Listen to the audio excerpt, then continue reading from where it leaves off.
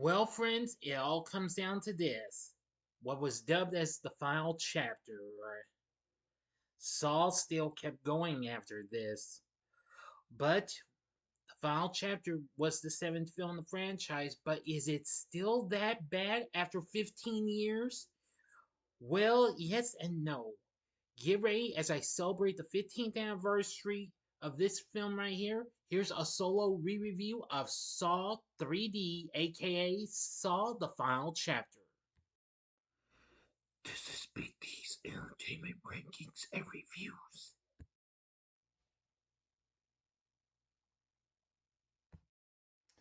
So, greetings, my fellow YouTubers, and welcome to Big D's Entertainment Rankings and Reviews. I'm the Big D, and this time around, I bring to you a re review of the 2010 3D horror flick Saw 3D, or Saw the Final Chapter, released by Lionsgate for Twisted Pictures, directed by Kevin Greutert, written by Patrick Melton and Marcus Dunstan, a sequel to Saw 6 and seventh installment in the franchise, starring Tobin Bell along with Costas Mandylor, Betsy Russell, Sean Patrick Flanery, and Cary Elwes. The film was released on this day, October 29th, 2010, henceforth today's the 15th anniversary of the film. Now, in this film, the plot follows author Bobby Dagan, who, after falsely claiming to be a survivor of one of the games perpetrated by the Jigsaw Killer, aka John Kramer, in order to become a local celebrity, finds himself part of a real game where he must save his wife. Meanwhile, Jotham's ex-wife Jill Tuck informs Internal Affairs that rogue detective Mark Hoffman is the man responsible for the recent Jigsaw games.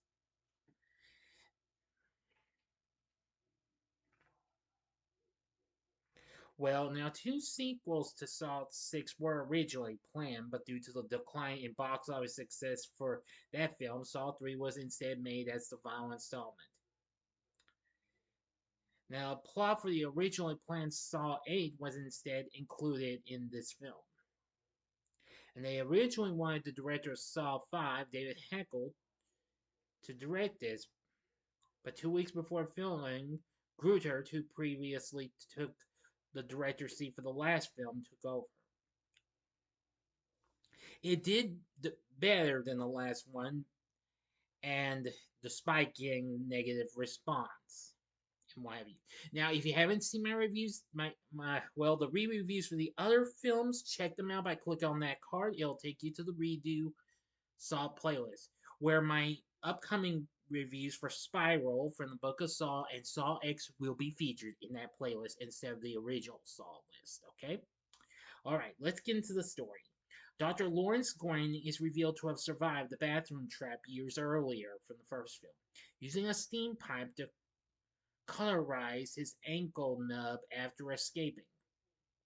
Sometime later, another game takes place in a home improvement storefront at a shopping center. Brad and Ryan are chained to opposite sides of a work table secured to a sliding carriage with power saws, while their mutual lover, Dina, is suspended above a third saw. The men have a minute, 60 seconds, to shove the saws into their opponent to save Dina, who had manipulated both of them into fulfilling her needs by committing crimes. Realizing her betrayal, Ryan and Brad reach a truce and allow Dina to be bisected. Meanwhile, Jill Tuck witnesses Mark Hoffman's escape from his trap and seeks help from IA Internal Affairs Detective Matt Gibson.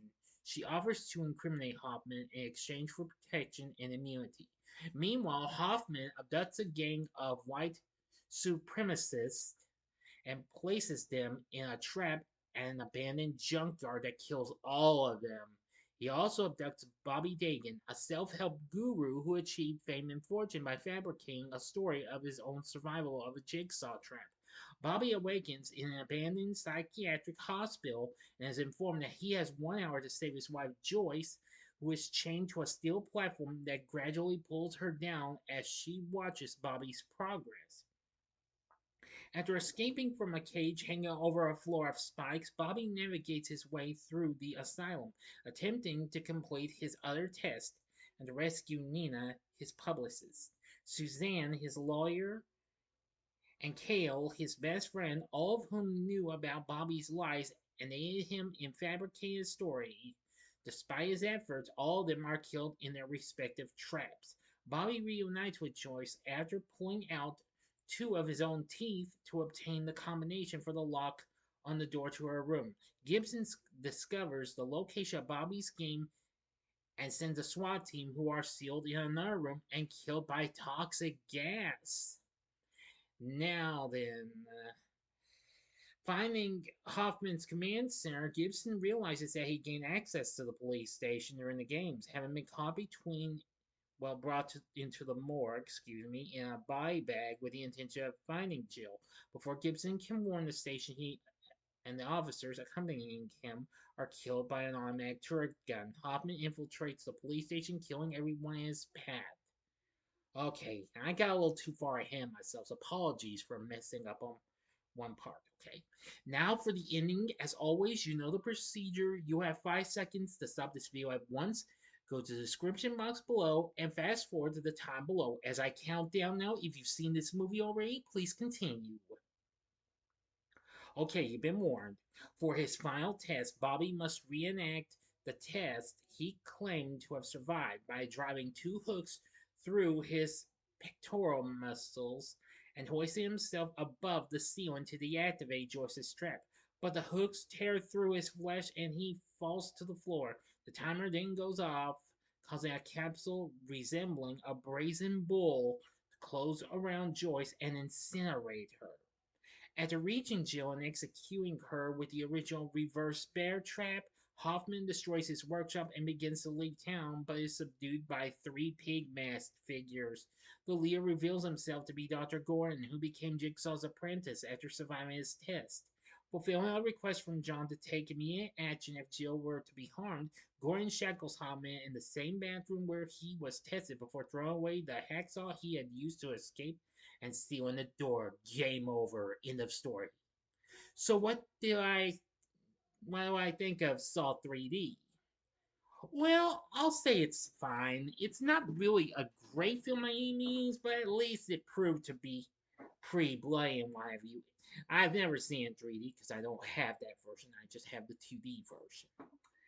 I am going to say it's fine and what have you. At least the film did manage to get a little payback as it eventually redeemed the film's franchise, as it just got a little payback to surpass Paranormal Activity 2 after its predecessor being on the previous film, the previous installment.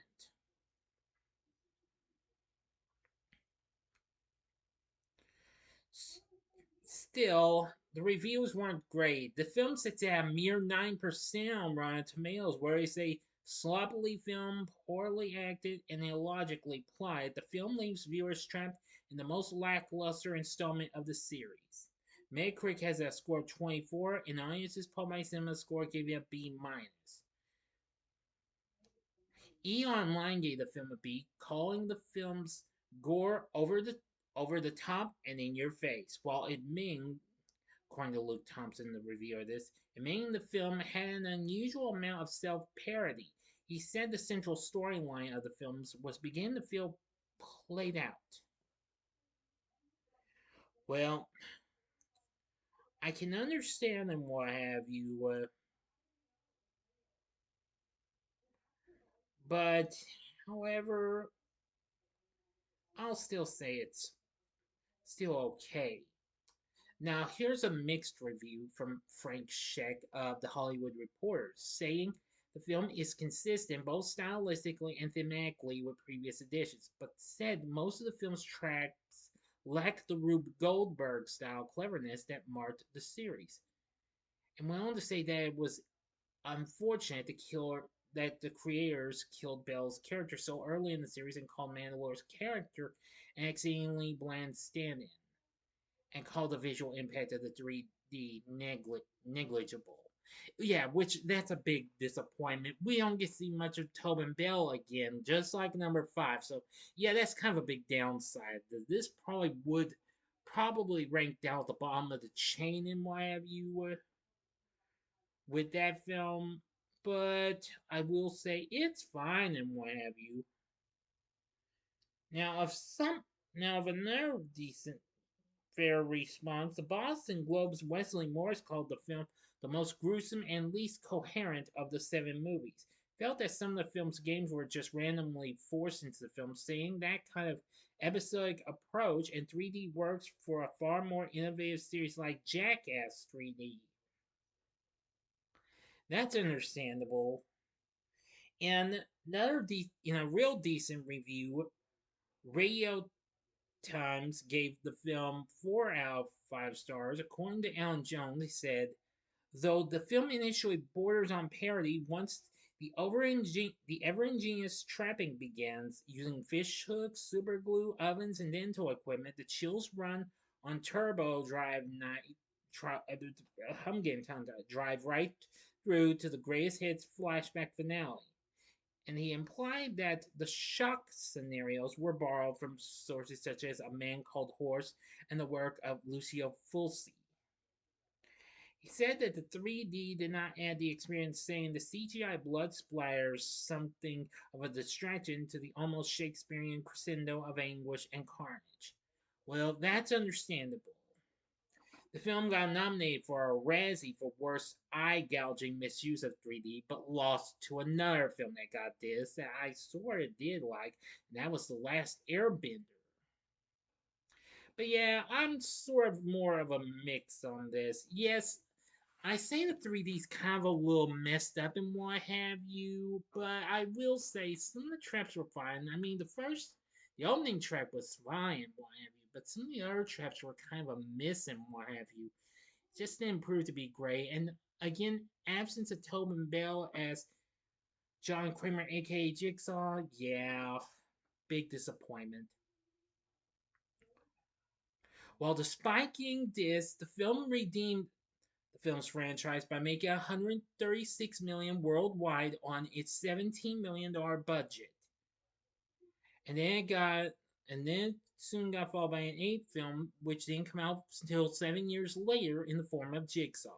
Aside from Tobin Bell, we have Costas Mandylor back as Hoffman, he's still fine and what have you. Betsy Russell as Jill, fine. It was surprising to have Cary Elwes back as Dr. Gordon from the first film. I will say he proved to be good from what we've seen. Sean Patrick Flanery is Bobby. Yeah, he's fine.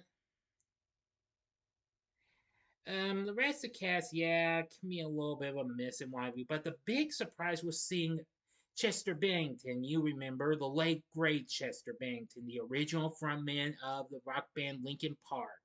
He was the character Evan, who was like super glued to the back, well, of the front seat of a car.